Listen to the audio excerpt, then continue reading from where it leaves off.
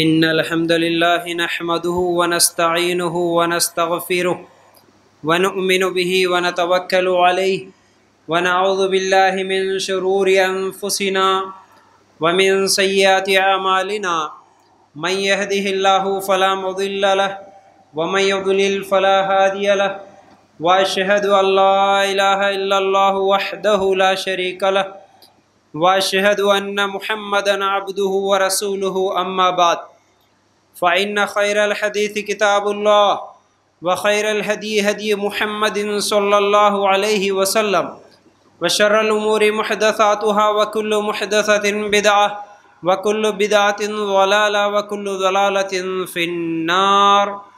اللهم صل على محمد وعلى آل محمد كما صليت على إبراهيم وعلى آل إبراهيم إنك حميد مجيد. اللهم بارك على محمد وعلى آل محمد كما باركت على إبراهيم وعلى آل إبراهيم إنك حميد مجيد. وقال الله تبارك وتعالى في قرآن المجيد: يا أيها الذين آمنوا اتقوا الله حق تقاته ولا تموتن إلا وأنتم مسلمون. رب اشرح لي صدری ویسر لی امری واحلل عقدۃ من لسانی یفقہوا قولی. ہر قسم کی تعریف، حمد و ثنا، کبریائی اور بڑائی اس اللہ رب العزت کے لیے ہیں جو تمام جہانوں کا پالنے والا رب ہے، اور اسی طرح اس کے آخری نبی محمد الرسول اللہ صلی اللہ علیہ وسلم پر بے شمار درود و سلام. حمد و ثنا کے بعد میرے بھائیوں اور میری ماں بہنوں، آج کے اس جمعہ کے خطبے میں میں آپ لوگوں کے سامنے کچھ باتیں قرآن و سنت کی روشنی میں رکھنے والا ہوں. وہ عنوان ہے میاں بیوی کے حقوق. دیکھیے، آج اکثر لوگ یہ سمجھتے ہیں کہ دین صرف عبادتوں کا نام ہے. دین بولے تو صرف عقائد اور عبادات، نماز، روزہ، قرآن، ذکر، عمرہ، حج، بس یہاں تک یہ دین ہے. باقی گھریلو معاملات، کاروباری معاملات، اخلاق، یہ تمام چیزیں، ارے یہ تو دنیاوی چیزیں ہیں نا بھائی، اس پر زیادہ سننے کی ضرورت نہیں ہے اور اس پر زیادہ بولنے کی ضرورت نہیں ہے. اسی لیے اکثر مساجد میں معاملات کے تعلق سے، معاشرت کے تعلق سے باتیں نہیں ہوتی. صرف اور صرف عبادتیں اور عقائد، اسی پر زیادہ باتیں ہوتی ہیں، سنتے ہیں، سناتے ہیں. اس کا نتیجہ یہ نکلا کہ اچھے اچھے دیندار گھرانے کے لوگ داڑھی بھی ہیں، ٹوپی بھی ہیں، گھر کے خواتین مکمل پردہ بھی کرتی ہیں، 5 ٹائم کے نمازی ہیں، عمرہ اور حج بھی کرتے ہیں، لیکن اخلاق برے سے برے ہیں. گھریلو معاملات دیکھیں تو ہمیشہ گھر میں بے چین، بے سکون کی زندگی ہے، ہمیشہ لڑائیاں اور جھگڑے ہیں، ہمیشہ گھروں میں ٹینشنز ہیں، اور لڑائیاں اور جھگڑوں کی نوبت یہاں تک آ گئی کہ کورٹ کچہری، کیس، پولیس اسٹیشن، مہیلا منڈل، یا پھر آخر میں طلاق اور خلا تک بات پہنچ جاتی ہے. یہ اس لیے ہوتا ہے کہ آج دین صرف نماز روزہ سمجھ کے نماز روزہ اور عقائد سیکھ لیے، لیکن دین کا ایک بہت بڑا حصہ جو کہ ہمارے گھریلو معاملات کا بھی ہے اسے نہیں سیکھے. نہ ہم سیکھے، نہ ہمارے بچوں کو سکھائے. یہ تو ہمارے جب نہیں سیکھے تو ہم لوگ ماحول سے لے لیے، سوسائٹی سے لے لیے، لوگ پہلے سے کیسا کرتے ہوئے آ رہے ان کو دیکھ کے سیکھ لیے. معاشرے میں جو لوگ، ہمارے رشتہ داروں میں، پڑوسیوں میں جو لوگ جیسا کر رہے ویسا سیکھ لیے. اس لیے اکثر گھروں میں یا تو بوڑھے ماں باپ پر ظلم ہوتا ہے، یا تو بیویوں پر ظلم ہوتا ہے، یا نہیں تو شوہر پر ظلم ہوتا ہے. میرے بھائیوں، یہ بہت بڑی غلطی ہے، یہ بہت بڑی غلطی ہے، اس لیے کہ ہم لوگوں نے دین صرف عقائد اور عبادت کا نام سمجھ لیا ہے. دین 5 چیزوں کا نام ہے، اس میں عقیدہ بھی ہے، عبادات بھی ہے، معاملات بھی ہے، معاشرت بھی ہے، اخلاق بھی ہے. یہ سب چیزوں کو سیکھنا، سکھانا ہم سب کے لیے ضروری ہے. میرے بھائیوں، اس چیز کو ذہن میں رکھو.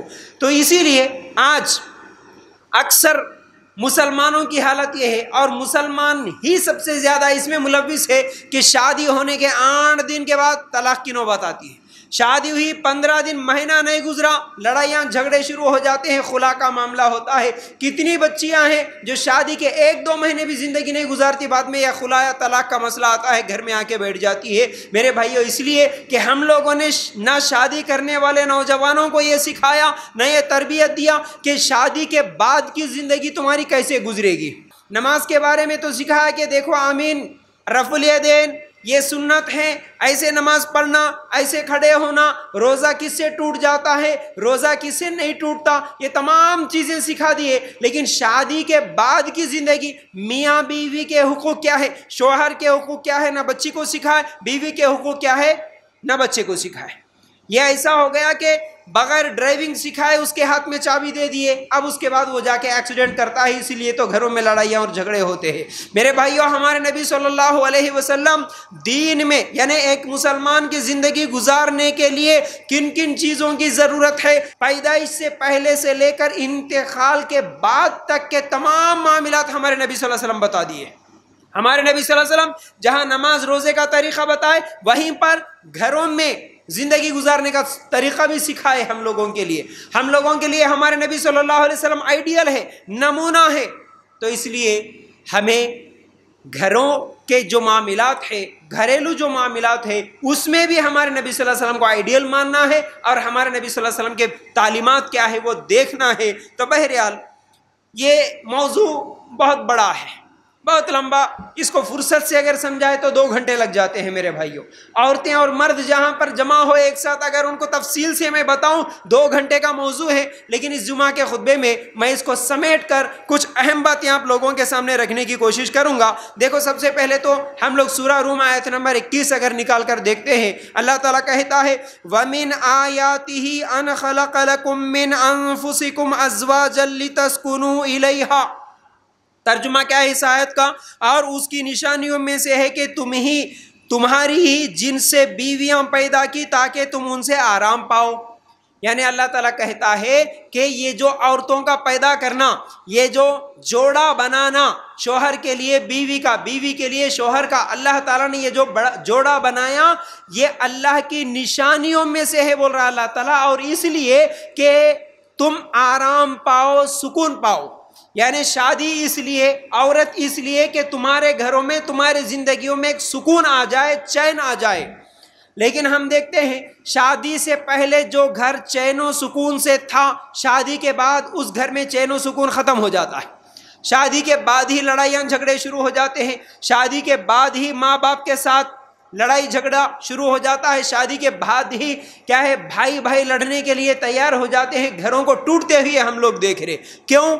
اللہ تعالیٰ تو بولا بیویاں اس لیے کہ تمہارے زندگی میں سکون آ جائے، لیکن بیویاں آنے سے ہی سکون ختم ہو رہا۔ اس کی وجہ یہ ہے کہ بیویاں آنے کے بعد، شادی کے بعد پھر کیسے زندگی گزارنا ہم لوگوں نے نہیں سیکھا۔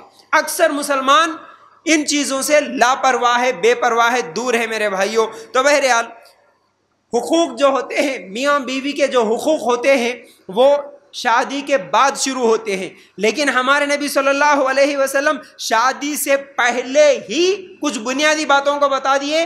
دیکھو، گھر بننے کے بعد گھر کا اگر چھت مضبوط رہنا اگر تم چاہتے ہو تو صرف دیواروں پہ پینٹنگ کرنے سے، کلر لگانے سے، دروازے وغیرہ اچھے بنانے سے مضبوط نہیں رہتا۔ گھر کی مضبوطی بنیاد سے ہوتی ہے، بنیاد جب مضبوط ہوگا تو چھت مضبوط ہوتا ہے۔ اسی طرح اللہ کے رسول صلی اللہ علیہ وسلم بھی کچھ بنیادی باتیں بتائے شادی سے پہلے، یہ بنیادوں کو سب سے پہلے مضبوط کر لو۔ وہ کیا چیز ہیں جو کہ ہم ہمیشہ سنتے ہیں، بار بار سنتے ہیں ان حدیثوں کو؟ 2 حدیثیں، ایک صحیح بخاری کی، ایک ترمذی کی۔ اللہ کے رسول صلی اللہ علیہ وسلم نے فرمایا صحیح بخاری کی روایت میں، انسان جب شادی کرتا ہے تو 4 چیزوں کو دیکھتا ہے، اس میں خوبصورتی کو دیکھتا ہے، خاندان کو دیکھتا ہے، پھر اسی طرح مال کو دیکھتا ہے، اور اسی طرح دینداری کو دیکھتا ہے۔ اللہ کے رسول صلی اللہ علیہ وسلم نے فرمایا اے لوگو، دینداری کی بنیاد پر نکاح کرو۔ مختصر کر کے میں آپ لوگوں کے سامنے بات رکھ رہا ہوں، ورنہ صرف اس ایک حدیث پہ اگر میں سمجھانے چلوں آدھا گھنٹہ وقت لگ جاتا ہے۔ میرے بھائیوں سمجھنے کی کوشش کرو۔ دوسری حدیث ترمذی کی ہے، اللہ کے رسول صلی اللہ علیہ وسلم نے فرمایا جس کا اخلاق اور دین تمہیں پسند آ جائے تم اس سے اپنی بچیوں کا، اپنی لڑکیوں کا نکاح کر دو۔ یہ لڑکی والوں کے لیے نصیحت ہے، اور پہلی والی حدیث لڑکے والوں کے لیے نصیحت ہے۔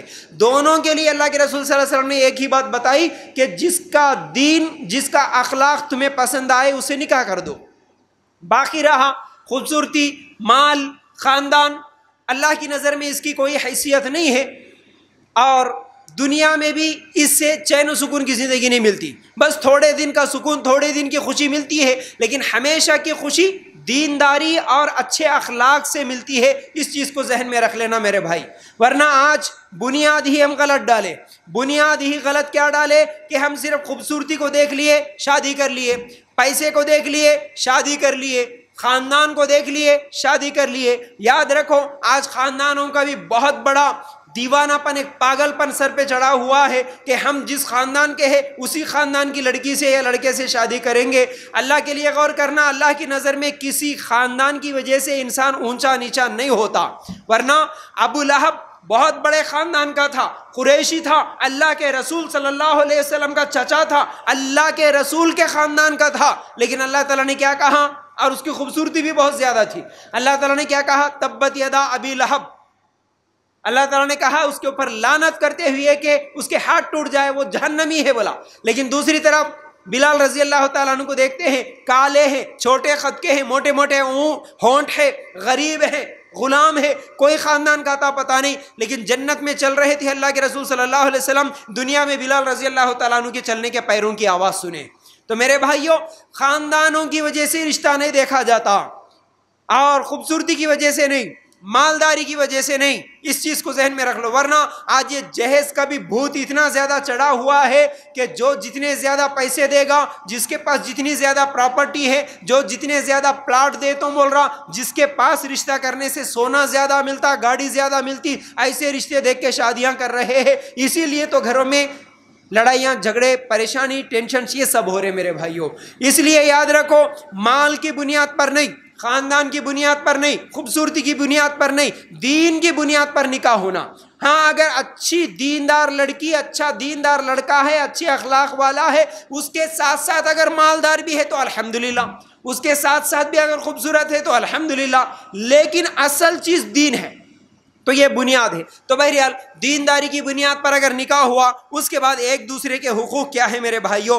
پہلے شوہر کے حقوق کیا ہے یہ آپ لوگوں کے سامنے رکھتا ہوں، اس کے بعد بیوی کے حقوق کیا ہے یہ بھی رکھوں گا۔ پہلے چیز، اللہ کے رسول صلی اللہ علیہ وسلم نے فرمایا جائز کاموں میں اطاعت کرنا یہ بیوی کی ذمہ داری ہے، جائز کاموں میں اطاعت کرنا یہ بیوی کی ذمہ داری ہے، یہ شوہر کے حقوق میں سے ہے۔ اللہ کے رسول صلی اللہ علیہ وسلم کی حدیث، وہ عورت جو دنیا میں 4 کام کر لے گی، اللہ تعالیٰ کل قیامت کے دن اس کے لیے 8 دروازے کھول دے گا۔ وہ 4 کام کیا ہیں؟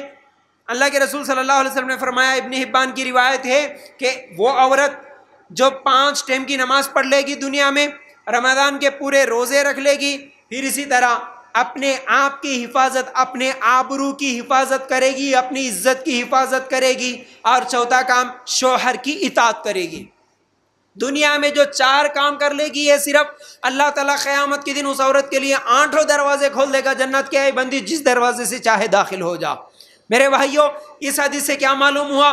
عورت کے لیے ضروری ہے کہ وہ شوہر کے جائز کاموں میں اطاعت کرے، ناجائز میں نہیں۔ یہاں پر یہ مسئلہ بھی سننا ہے، سمجھنا ہے، ورنہ اکثر لوگ کیا کرتے ہیں کہ ناجائز کاموں میں بھی شوہر کی اطاعت کر لیتے ہیں، شوہر ظلم کرتا ہے اس ڈر سے۔ اور اکثر لوگ آج ایک جو بنیادی طور پر بہت بڑی غلطی کرتے ہیں، وہ غلطی یہ ہے کہ کسی مشرک کے ساتھ، کسی بدعتی کے ساتھ مواحدہ لڑکی کا نکاح کر دیتے ہیں، پھر اس کے بعد ٹینشنز، پرابلمز، بہت بڑے لڑائیاں جھگڑے شروع ہوتے ہیں۔ ہمارے پاس ہزاروں میسیجز آتے ہیں، بچیاں روتی ہیں، زندگی میں کبھی درگاہ کے پاس نہیں جھکی تھی، زندگی میں کبھی فاتحہ کا کھانا نہیں کھائی تھی، زندگی میں کبھی نظر و نیاز تعویذ وغیرہ نہیں لٹکائی تھی، لیکن باپ خاندان کو دیکھ کے، مالدار کو دیکھ کے نکاح کر کے دے دیا مشرک کے ساتھ۔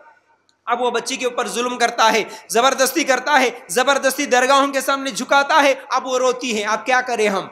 नाजायज कामों में, यानी सिर्फ जायज कामों में इताअत होगी, नाजायज कामों में बीवी इताअत नहीं करेगी। वो बोल रहा दरगाह के पास चलो, नहीं आएगी, कोई मसला नहीं, लड़ाई हो जाए, झगड़ा हो जाए, खुला हो जाए, तलाक हो जाए, कोई मसला नहीं, लेकिन अल्लाह के अलावा दूसरे के सामने सजदा नहीं कर सकती औरत हो या मर्द हो, याद रखो। नाजायज काम, अगर शौहर बोल रहा मेरे दोस्त आएंगे, पार्टी मनाएंगे, घर में फंक्शन है, बहुत सारे लोग आज क्या करते हैं भाई, ऐसे ऐसे मसले हमारे सामने आते हैं कि माँ बाप खुद घरों में कोई पार्टी, कोई दावत, कोई रस्म, कोई रिश्तेदारों को, फ्रेंड्स को बुलाते हैं और अपने नौजवान बच्चियों से कहते हैं कि पर्दा नहीं करना, बुर्का नहीं पहनना, बगैर पर्दे के फैशन परस्ती के साथ खुलेआम मेरे दोस्तों के सामने, अपने रिश्तेदारों के सामने आना है। बच्चियां आज सोशल मीडिया के जरिए से अल्हम्दुलिल्लाह कई बच्चियां दीन के करीब होती हैं, जब उन्हें इस्लाम क्या है मालूम होता है वो पर्दा करती है, माँ बाप जुल्म करते हैं उसके ऊपर कि नहीं तुझे पर्दा नहीं करना। तो याद रखो यहाँ पर अगर शौहर कोई ऐसी बात का हुक्म दे रहा, अगर आपका शौहर कोई ऐसी बात का हुक्म दे रहा जो शरीयत के खिलाफ है, शौहर की बात नहीं मानेंगी, वहां पर अल्लाह की बात मानेगी। हाँ, लेकिन जायज काम है, हर जायज काम में इताअत करना औरत के ऊपर जरूरी है। अब दूसरी जिम्मेदारी खाविंद की खिदमत करना है। इताअत बात मानने में होती है, खिदमत अपनी तरफ से। शौहर अगर थक के आ गया, उसका सर दबा दिए, उसका पैर दबा दिए, उसके कपड़ों का इंतजाम, कपड़े धोने का, कपड़े सफाई का इंतजाम कर दिए, ये तमाम चीजें जो भी खिदमत हो सकती है खिदमत करेगी। वरना आजकल लड़कियां, पढ़ी लिखी लड़कियां आजकल टीवियों से, सीरियलों से देख के हम बराबर है मर्द के, हम खिदमत नहीं करेंगे, खिदमत करवाना है कोई नौकरानी को ला लो, या फिर हम भी जॉब करेंगे, हम भी पैसे कमाएंगे, हम भी ऑफिस को जाएंगे, खिदमत वगैरह, ये सब पुराने ज़माने की बातें हैं। मेरे भाइयों, मेरी बहनों, ये बात याद रख लो, अल्लाह के रसूल सल्लल्लाहु अलैहि वसल्लम की बेटी से ज़्यादा इज्जत वाली बेटी किसी की नहीं हो सकती। अल्लाह के रसूल सल्लल्लाहु अलैहि वसल्लम की बेटी से ज्यादा मुकाम मर्तबा तुम्हारा नहीं हो सकता। लेकिन वो बेटी फातिमा रजी अल्लाह ताला अन्हा, अल्लाह के रसूल सल्लल्लाहु अलैहि वसल्लम अली रजी अल्लाह ताला अन्हु से निकाह कर देते हैं, गरीब दामाद है, लेकिन शादी के बाद घर का पूरा काम करती है, पकाती है, चक्की पीसती है, आटा निकालती है, पानी उठा के लाती है। उस जमाने में पानी लेके आना कितना मुश्किल था, चक्की चलाना कितना मुश्किल था। इसकी वजह से फातिमा रजी अल्लाह ताला अन्हा के हाथों में और कंधों पर घट्टे पड़ गए थे। अल्लाह के रसूल सल्लल्लाहु अलैहि वसल्लम से एक मरतबा गुलाम मांगने के लिए गई। अल्लाह के रसूल सल्लल्लाहु अलैहि वसल्लम ने कहा कि नहीं बेटा, इससे भी बेहतरीन चीज सोने से पहले 33 मरतबा सुभान अल्लाह, अल्हम्दुलिल्लाह, अल्लाहु अकबर पढ़ ले। ये बात बोल के अल्लाह के रसूल सल्लल्लाहु अलैहि वसल्लम भेजे। तो याद रखो, अल्लाह के रसूल चाहते तो गुलामों को, नौकरों को लगा देते थे, लेकिन नहीं दिए। तो इससे क्या मालूम हुआ, बीवी खिदमत करेगी शौहर की, उस पर भी उसको सवाब मिलेगा, ये दूसरा हक है उसका। फिर उसके बाद अल्लाह के रसूल सल्लल्लाहु अलैहि वसल्लम के अगर वाक़यात में बीवियों के बताऊं, बहुत सारे हैं मेरे भाइयों, तफसील से इंशाल्लाह फिर कभी आप लोगों के सामने बातें रखूंगा। तीसरी चीज, माल और औलाद की हिफाजत करना, औलाद की तरबियत करना, यह औरत की जिम्मेदारी है, ये शौहर के हुकूक में से है। जैसा कि अल्लाह के रसूल सल्लल्लाहु अलैहि वसल्लम ने फरमाया, बेहतरीन औरत वो है जो उसके शौहर के माल और औलाद में तवज्जो रखे। तबरानी की ये रिवायत है। याद रखो, अल्लाह के रसूल सल्लल्लाहु अलैहि वसल्लम ने फरमाया, शौहर की इजाज़त के बगैर कोई औरत खर्च ना करे। तिरमिज़ी की ये रिवायत है। इन दोनों चीज़ों से क्या मालूम हुआ, शौहर के गैर मौजूदगी में उसके माल की हिफाजत करना औरत की जिम्मेदारी है। वरना औरतें शौहर का माल ही चुरा लेती हैं, याद रखो। वरना औरतें, शौहर दुबई में, सऊदी में होता है, उसको पूछे बगैर यहाँ पर अपने बच्चियों के शादियों में लाखों रुपए उड़ा देती है, या उसको पूछे बगैर दूसरों को कर्जा दे देती है। ऐसा बहुत सारी ऐसी गलतियां होती है जो आज हमारे माशरे में देखते हैं। उल्टा शौहर के ऊपर 2-4 लाख का बोझ डाल देती है कर्ज करके। याद रखो, माल की हिफाजत करना, शौहर के माल की हिफाजत करना, यह औरत की जिम्मेदारी है। फिर इन्हीं चीज़ों में से शौहर का माल, जो शौहर सोना जेवरात वगैरह बनाता है, उसको भी निकाल के अपने रिश्तेदारों में, खलेरे बहनों को फला फला किसी को उधार दे दी, वो घुमा दी। ऐसे भी बहुत सारे लड़ाइयाँ झगड़े, इसकी वजह से जिंदगियाँ टूट जाती है, तलाक तक बात नौबत आ जाती है। तो माल की हिफाजत करना यह उसकी जिम्मेदारी है। फिर इसी तरह औलाद की तरबियत करना यह उसकी जिम्मेदारी है। औरत की जिम्मेदारी शौहर के हुकूक में से है कि उसके बच्चों की सही तरबियत करे। वरना शौहर की गैर मौजूदगी में बच्चों को गलत तरबियत करने वाली माओं को आज हम देखते हैं। याद रखो, कुरान और सुन्नत को मानने वाला शौहर दीनदारी को देख के शादी नहीं कराना, इसकी गलती ये होगी, वो गया सऊदी में, वो गया दुबई में कमाने के लिए, यहाँ पर बीवी उसको हर रस्म में, हर रिवाज में, हर फंक्शन में, बल्कि डांस सिखाती है, आज बच्चियों को नाचना सिखाती है। आज माएँ शादियों में वीडियो निकाल के इंस्टा पे डाल लेती हैं कि इधर माँ भी नाच रही, इधर बेटी भी नाच रही। ऐसे भी वीडियो सामने आते हैं। ये सब نتیجہ دینداری کو دیکھ کے نہیں کرے، تمہارے سامنے ڈر کی وجہ سے وہ دیندار کی طرح ایکٹنگ کرے گی، تمہارے سامنے نماز پڑھے گی، تمہارے سامنے پردہ کرے گی، تمہاری غیر موجودگی میں وہ بے پردہ گھومے گی، یاد رکھو، بے نمازی بن جائے گی، تمہارے بچوں کے گلوں میں تعویذ لٹکائے گی، کیوں کہ تم نے دیندار عورت سے نکاح نہیں کیا۔ تو یہاں پر اصل میں بیوی کی ذمہ داری یہ ہے کہ وہ اس کے اولاد کی تربیت بھی کرے۔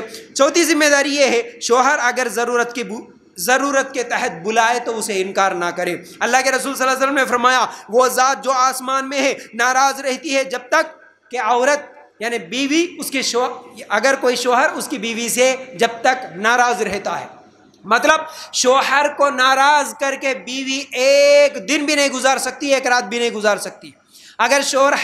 اگر شوہر ناراض ہے تو سب سے پہلے عورت کا کام ہے کہ اس کے شوہر کو وہ راضی کر لے، پھر اس کے بعد دوسرا کام کر لے، ورنہ اللہ تعالیٰ ناراض رہتا ہے جب تک اس کا شوہر اسے ناراض رہتا ہے۔ ایک دوسری حدیث ابن ماجہ میں روایت ہے، اللہ کے رسول صلی اللہ علیہ وسلم نے فرمایا، فرشتے اس عورت پر لعنت بھیجتے ہیں جو عورت اپنے شوہر کو ناراض کرتی ہے۔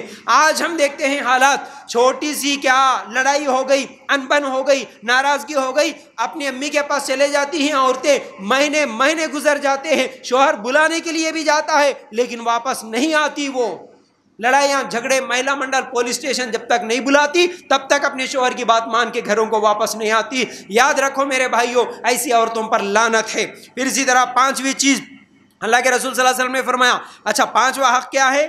فکری اور مالی تکلیف نہ دے شوہر کو، ٹینشن نہ دے۔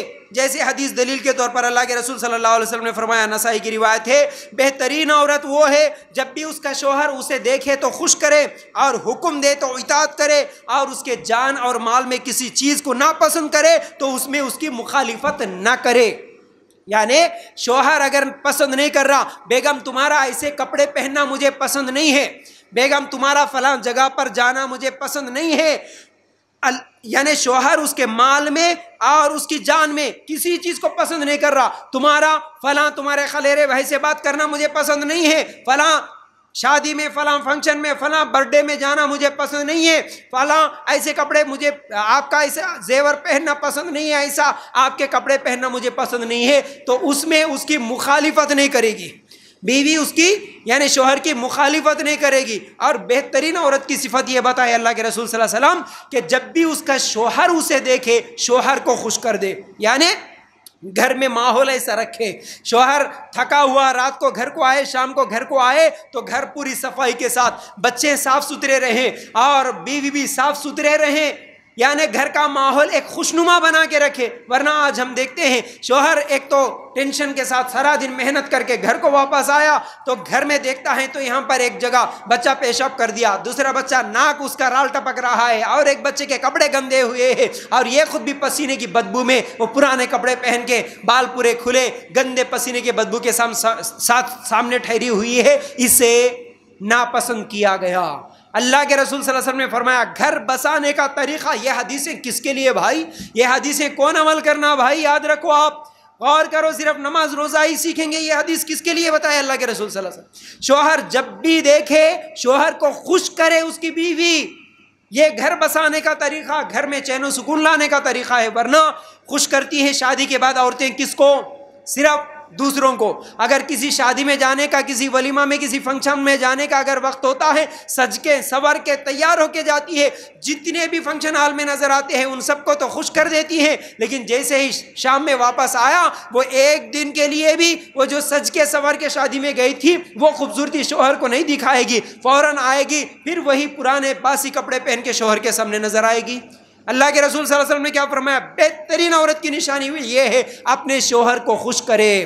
اس پر بھی کئی گھروں میں لڑائیاں جھگڑے ہوتے ہیں، اور اسی لیے مرد حضرات گھروں میں نہیں بیٹھتے، زیادہ وقت باہر گزارتے ہیں، کیونکہ گھر میں چین و سکون والا ماحول نہیں رہتا۔ پھر اسی طرح چھٹویں چیز، شوہر کی اجازت کے بغیر نفلی روزے نہ رکھے، اور کیونکہ نفلی روزے اگر جب بھی رکھنا ہے پہلے شوہر سے اجازت لے لے، اس کے بعد ہی نفل روزہ رکھے. اور ساتویں چیز صبر اور شکر سے کام لے، کیونکہ صحیح بخاری کی روایت اللہ کے رسول صلی اللہ علیہ وسلم نے فرمایا میں جہنم میں زیادہ عورتوں کو دیکھا اس لیے کہ وہ لان تان زیادہ کرتی ہے، یعنی جتنے دن اچھی ہے، ذرا کیا اگر انبن ہو گئی، کسی چیز میں ناراضگی کیا ہو گئی، فوراً نکال کے بول دیتی شادی کے بعد ذرہ برابر سکون نہیں ہے میری زندگی میں.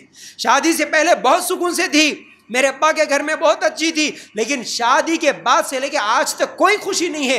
پورے سال، 2 سال، 5 سال، 10 سال کی محنت جو شوہر اسے خوش کرنے کے لیے کرا تھا وہ سب پانی پھیر دیتی ہے ایک جملے کے ساتھ. تو یہ ناشکری کے کلمات ہیں، یاد رکھو اس سے عورت جہنم میں جا سکتی ہے. اور شوہر کے حالات کبھی تنگی کے بھی ہو سکتے ہیں، کبھی خوشی کے بھی ہو سکتے ہیں، کبھی بیماری کے بھی ہو سکتے ہیں. ان تمام معاملات میں صبر کے ساتھ زندگی گزارنا، شکر کرتے ہوئے زندگی گزارنا یہ عورت کے لیے ضروری ہے. یہ 7 چیزیں جو شوہر کے حقوق ہے میں نے آپ لوگوں کے سامنے مختصر طور پر رکھا.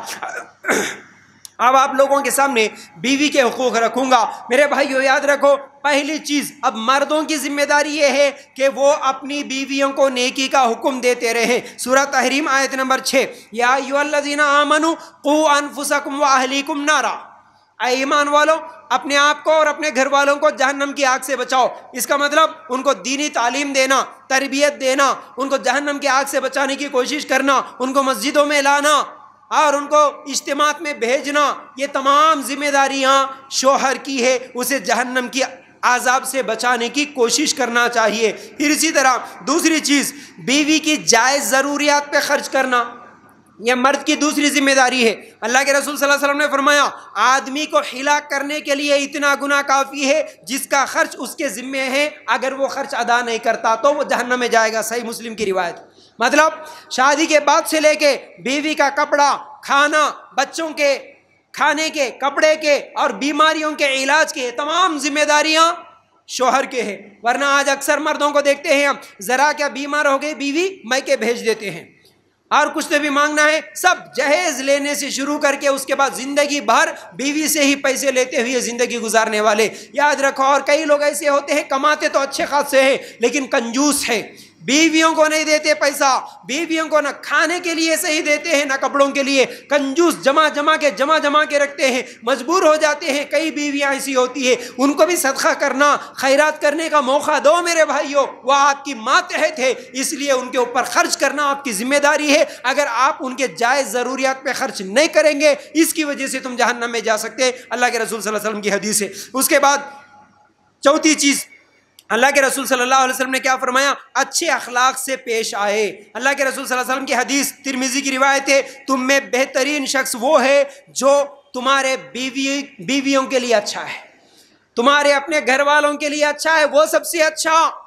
تو اچھے اخلاق سے پیش آنا، ہمیشہ لڑائی کرنا، ہمیشہ جھگڑا کرنا، ہمیشہ مارنا، ہمیشہ ڈانٹنا، ڈپٹنا، گالیاں دینا، تانے دینا، یہ جائز نہیں ہے. یاد رکھو ہمارے نبی صلی اللہ علیہ وسلم کی زندگی میں کبھی مار نہیں ملتا. اللہ کے رسول صلی اللہ علیہ وسلم اپنی بیویوں کو کبھی نہیں مارے. ورنہ آج کئی ایسے لوگ ہیں مرد حضرات اپنی مردانگی صرف اور صرف اپنی کمزور بیویوں پر دکھاتے ہیں، ہمیشہ مارتے ڈانٹتے ڈپٹتے رہتے ہیں. یاد رکھو کل قیامت کے دن پکڑے جائیں گے. اللہ کے رسول صلی اللہ علیہ وسلم ایک لونڈی کو بھی نہیں مارے، لونڈی کو جو بات نہیں سن رہی تھی اس کو بھی نہیں مارے. حالانکہ غصہ آیا تو بولے یاد رکھ تجھے میں یہ مسواک سے مارتا تھا، مجھے اتنا غصہ آیا لیکن میں اس لیے نہیں مارا، کل قیامت کے دن تو اللہ کے سامنے سوال نہ کر لے، مجھے ڈر ہے اس لیے میں تجھے نہیں مارا. بلکہ بولے اللہ کے رسول صلی اللہ علیہ وسلم ایک لونڈی کو بھی نہیں مارے. تو آج ہم بیویوں کو ظلم کرنا، مارنا، ستانا، کتنے ایسی شکایتیں آتے میرے بھائیوں. وقت نہیں ہے تفصیل کے ساتھ آپ لوگوں کے سامنے بات رکھوں. ایک چیز سمجھ لو، محبت کے ساتھ، اچھے اخلاق کے ساتھ، نرمی کے ساتھ اپنی بیویوں کے ساتھ پیش آؤ. مارنا، گالیاں دینا، تانے دینا، آج وہ کمزور ہے نا، میں جو چاہے کر سکتا ہوں، آج تم جو چاہے کر سکتے لیکن کل قیامت کے دن وہ تمہارا گریبان پکڑے گی. یاد رکھو. تو اچھے اخلاق کے ساتھ پیش آنا ہے. عمر رضی اللہ تعالیٰ عنہ کے تعلق سے بھی بہترین واقعات ہم ہمیشہ سنتے ہیں. عمر رضی اللہ تعالیٰ عنہ ہمیشہ غصے والے، مارنے والے سنتے نا؟ نہیں میرے بھائی، عمر رضی اللہ تعالیٰ عنہ جیسے صحابی بھی، بہادر صحابی بھی اپنی بیویوں کے پاس نرم ہوتے تھے۔ ایک مرتبہ ایک صحابی شکایت لے کے گئے، عمر رضی اللہ تعالیٰ عنہ کے گھر کے پاس پہنچے، ان کی بیوی بہت زیادہ چیختی چلاتی تھی، شکایت لے کے گئے، لیکن جیسے عمر رضی اللہ تعالیٰ عنہ کے گھر کے قریب پہنچے، اندر سے عمر رضی اللہ تعالیٰ عنہ کی بیوی کے چیخنے کی آواز سنے۔ صحابی بولے ارے میرے گھر میں جو ٹینشن تھا میں یہاں پر شکایت لے کے آیا، لیکن عمر رضی اللہ تعالیٰ عنہ کے گھر میں بھی یہی ٹینشن ہے، ان کی بیوی بھی اندر سے چیخنے چلانے کی آوازیں سنائی دے رہی ہے۔ واپس جانے لگے، عمر رضی اللہ تعالیٰ عنہ بلا کے پوچھتے ہیں کیا ہوا، کیوں واپس جا رہا؟ بولنے لگے اللہ کے رسول میری بیوی بہت زیادہ اونچی آواز میں بات کرتی ہے، غصہ کرتی ہے، میں کیا کروں، اس لیے شکایت لے کے آیا، لیکن تمہارے گھر میں بھی یہی پرابلم چل رہا۔ عمر رضی اللہ تعالیٰ عنہ کہتے ہیں بیٹھ، یہ میری بیوی ہے نا جو ابھی اونچی آواز میں بات کر رہی، غصہ کر رہی، یہ میری بیوی وہ ہیں جو میرے گھر کے تمام کام کاج کرتی ہے، میرے لیے بہترین کھانا بناتی ہے، میرے بچوں کے لیے بھی تمام خدمت جو بھی ضروریات ہو سکتی ہے بہترین پرورش کرتی ہے، تربیت کرتی ہے، بیچاری صبح سے شام تک تھک کر یہ تمام کام کر لیتی ہے، کیونکہ وہ بھی تو انسان ہے، اس کو بھی تو غصہ آتا ہے، دو چار باتیں جب وہ بول لیتی ہے تو میں خاموش ہو جاتا ہوں بس۔ اللہ اکبر، کتنی بہترین تربیت! ہمارے صحابہ کی زندگیوں میں کیا ہے میرے بھائیوں، اور ہماری زندگیوں میں کیا ہے؟ ہم ہمیشہ ڈانٹتے ڈپٹتے رہتے ہیں، نہیں، اچھے اخلاق سے پیش آنا۔ اور پانچویں چیز، بیویوں کی جائز خواہشات پہ خرچ کرنا، یہ مرد کی جائز خواہشات کا احترام کرنا یہ مرد کی ذمہ داری ہے۔ جیسا کہ عائشہ رضی اللہ تعالیٰ عنہ سہیلیوں کے ساتھ کھیلتی، اللہ کے رسول صلی اللہ علیہ وسلم دیکھتے خاموش ہو جاتے۔ ایک مرتبہ حبشیوں کا کھیل دکھانے کے لیے اللہ کے رسول صلی اللہ علیہ وسلم لے کر گئے، کندھے پہ سر رکھ کے عائشہ رضی اللہ تعالیٰ عنہ کھیل دیکھ رہی، جب تک خود عائشہ رضی اللہ تعالیٰ عنہ نہیں بولی کہ اللہ کے رسول بس چلو، جب تک اللہ کے رسول صلی اللہ علیہ وسلم ہلے بھی نہیں۔ اور اسی طرح ایک واقعہ آتا ہے، اللہ کے رسول صلی اللہ علیہ وسلم ایک مرتبہ عائشہ رضی اللہ تعالیٰ عنہ کے ساتھ دوڑ لگاتے ہیں، رننگ کرتے ہیں۔ کتنے واقعات ہیں، بیویوں کے جائز خواہشات پورے کرنے کے کتنے واقعات ہیں۔ کیا ہم بھی کبھی ہماری بیویوں کے ساتھ ان کے جائز خواہشات کا احترام کرے؟ یہ اپنے آپ سے سوال کر لینا۔ یعنی آج بھی کبھی اگر کھانے کے لیے کہیں پر لے کے گئے، کہیں گھومنے کے لیے لے کے گئے، کبھی کسی پارک میں لے کے گئے، ان کے دل بہل لانے کے لیے ہم بھی کوشش کرنا، ورنہ آج ہم بولتے نہیں تو عورت ہے، تو گھر میں رہنا، میں مرد ہوں، میں جہاں چاہے گھوم سکتا ہوں۔ یہ ظلم ہے میرے بھائیوں، بیویوں کے جائز خواہشات کا احترام کرنا یہ ذمہ داری ہے۔ پھر اسی طرح چھٹویں چیز، کمی کوتاہی ہو جائے تو پہاڑ نہیں بنانا۔ جیسا کہ اللہ کے رسول صلی اللہ علیہ وسلم نے فرمایا کوئی مومن بدگمانی نہ کرے اپنی بیویوں کے تعلق سے۔ اگر تمہاری بیویوں میں ایک عادت نہ پسند ہو تو دوسری عادت پسند بھی تو آ جاتی ہے، اس لیے جو پسند نہ آئے اس وقت جو پسند آتی ہے اس عادت کو یاد کر لو اور انہیں معاف کر دو، بولے اللہ کے رسول صلی اللہ علیہ وسلم۔ صحیح مسلم کی روایت ہے۔ مثال کے طور پر ہر آدمی پرفیکٹ نہیں ہوتا، نہ میں پرفیکٹ، نہ آپ پرفیکٹ، نہ ہماری عورتیں پرفیکٹ، ہر ایک کے اندر کوئی نہ کوئی خامیاں ہوتی ہے، کوئی نہ کوئی خوبی بھی ہوتی ہے۔ تو جب کوئی خامی بیوی کی نظر آئے اس کی خوبی کو یاد کر لو۔ کوئی بری چیز نظر آئے، ارے بھائی ٹھیک ہے بھائی یہ کام صحیح نہیں کرتی لیکن کھانا تو اچھا بناتی، سالن تو اچھا بناتی ماشاءاللہ، تو اس کی خامیوں کو، اس کی خوبیوں کو یاد کر کے خامیوں کو بھول جانا ہے۔ یہ اللہ کے رسول صلی اللہ علیہ وسلم نے ہمیں سکھایا، جس کی وجہ سے کیا ہے، گھروں میں سکون آتا ہے، چین و سکون کی زندگی گزار سکتے ہیں۔ پھر اسی طرح ساتویں چیز اور آخری چیز میرے بھائیوں وہ یہ ہے کہ عورتوں کو، یعنی عورت کے حقوق میں سے یہ حق ہے اس کے حق زوجیت ادا کرنا، عورتوں کو آزمائش میں نہ ڈالنا، یہ مرد کے لیے ذمہ داری ہے۔ جیسا کہ اکثر لوگ اس پر بات بھی نہیں کرتے، لیکن یہی آج کا بہت بڑا پرابلم اور ٹینشن بن گیا۔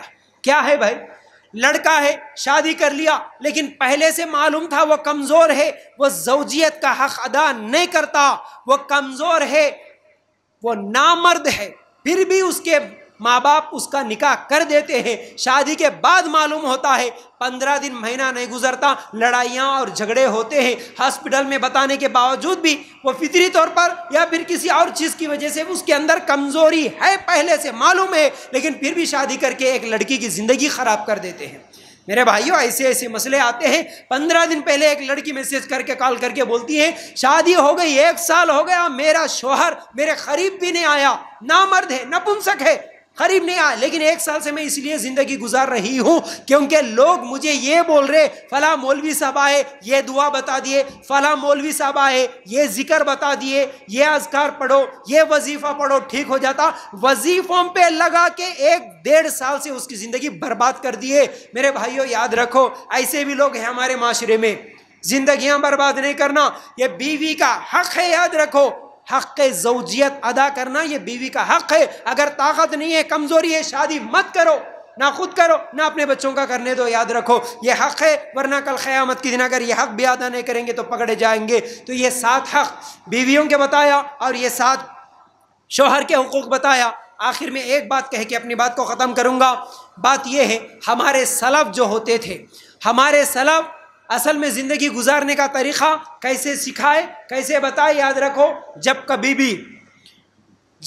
بھی اگر سواری بدکتی، یعنی اس زمانے میں گھوڑا، کچھر، گدھا اسی کے اوپر سواری ہوتی نا، جب کبھی بھی سواری بات نہیں سنتی، سواری بدکتی، یا پھر گھر میں بیوی الٹی باتیں کرتی، بیوی اطاعت نہیں کرتی، اس وقت سلف یہ سوچتے تھے آج میں نے اللہ تعالیٰ کی کون سی نافرمانی کی، شاید میں آج کچھ تو بھی اللہ کی نافرمانی کیا ہوں گا، اس لیے اللہ کی مخلوق میری نافرمانی کر رہی ہے۔ اللہ اکبر، یعنی میری کیا غلطی ہوئی، اللہ کے ساتھ میں کون سی نافرمانی کرا جس کی وجہ سے آج میری بیوی میری نافرمانی کر رہی ہے۔ آج الٹا ہو گیا ہمارا معاملہ، ہم کیا بولتے، تمہاری غلطی ہے، تم غلطی کرے، شوہر بولتا تیری غلطی ہے، بیوی بولتی تمہاری غلطی ہے، ہم ایک دوسرے کی غلطیاں ڈھونڈتے، لیکن ہمارے سلف میری کیا غلطی ہے جو میں اللہ تعالیٰ کی نافرمانی کرا، اس لیے اللہ کی مخلوق میری نافرمانی کر رہی ہے۔ اگر اس طرح سوچ کے ہم لوگ اللہ کی نافرمانی نہ کرتے ہوئے نیک بن کے زندگی گزاریں گے تو انشاءاللہ ہماری زندگیوں میں بھی چین و سکون آئے گا۔ تو بہرحال اس مختصر وقت میں میاں بیوی کے حقوق آپ لوگوں کے سامنے رکھنے کی کوشش کر رہا تھا، امید کرتا ہوں کہ باتیں سمجھ میں آ گئی ہوں گی۔ اللہ تعالیٰ سے دعا ہے اللہ ہمیں کہنے سننے سے زیادہ عمل کی توفیق عطا فرما، اللہ ہمارے گھروں میں چین و سکون نصیب فرما، اللہ ہم سب کو اس دنیا میں بھی اور آخرت میں بھی کامیابی نصیب فرما، اللہ ہم سب کو جنت الفردوس میں جگہ عطا فرما۔ وآخر دعوانا ان الحمد للہ رب العالمین۔